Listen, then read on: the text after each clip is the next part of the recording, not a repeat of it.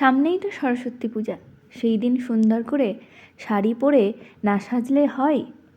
আর তার সাথে যদি থাকে এমন হ্যান্ডমেড কোনো জুয়েলারি সেট, মন্দ হয় না বলুন? হাই, আমি সুমিতা। আজ শেয়ার করব হ্যান্ডমেড একটি জুয়েলারি সেট। ফেসবুক স্ক্রোল করতে করতে তামিস ক্রিয়েশন পেজ থেকে এই হারটা দেখে খুব পছন্দ হয়েছিল, সেটাই করার চেষ্টা করছি। প্রথমে অ্যাজ ইউজুয়াল একটা ড্রয়িং করে নিয়েছি, তারপর কী কী রঙের সুতা দিয়ে ফুলগুলো করলে ভালো লাগবে সেটা ভেবে নিয়ে সেলাই করতে শুরু করে দিলাম। যেমন এঁকেছি সেইভাবেই ধীরে ধীরে ফুল আর পাতাগুলো করে নিলাম। যেহেতু সব কালারের শাড়ির সাথেই কালো রঙটা যায়, তাই কালো ব্যাকগ্রাউন্ডের ওপরই হারটা তৈরি করলাম। তারপর মনে হলো এখানে আরও একটা হার হয়ে যাবে, সেই মতো সেম ডিজাইনের আরও একটা হার এর পাশেই করে নিলাম। একটা আমার খুব কাছের প্রিয় মানুষের জন্মদিনে গিফট দেব, আর একটা আমার থাকবে। আর তার পাশেই আবার দুজোড়া কানের দুলও বানিয়ে নিলাম।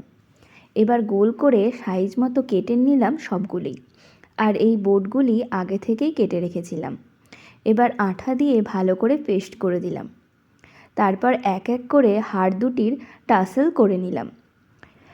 একা হাতে এই সুতো পাক দিয়ে টাসেল বানানোটা একটু চাপের কাজ। ইউটিউবে খুঁজছিলাম এই মুভিং টাসেলটা কেমন করে বানায়। শেষে কী লিখে খুঁজবো তাই বুঝতে পারছিলাম না, আর যাই লিখেই খুঁজি না কেন কোনো ভিডিওই পাচ্ছিলাম না। তাই মনে যাই এলো তাই ভেবেই বানিয়ে দিলাম। এর থেকে ভালো আর সহজ কোনো উপায় থাকলে আমাকে জানাবেন তো। প্রথমে নকল কড়িগুলি লেস হিসাবে লাগিয়েছিলাম, তাতে হারটা এতটাই হালকা হয়েছিল মনে হচ্ছিল হাওয়ায় উড়ে যাবে। তাই আবার ওই কড়িগুলো খুলে আসল কড়ি আর দুটি ঘুঙুর লাগিয়ে দিলাম নতুন করে। সেকেন্ড হারটা খুব সিম্পল রেখেছি, এটা আমার জন্য।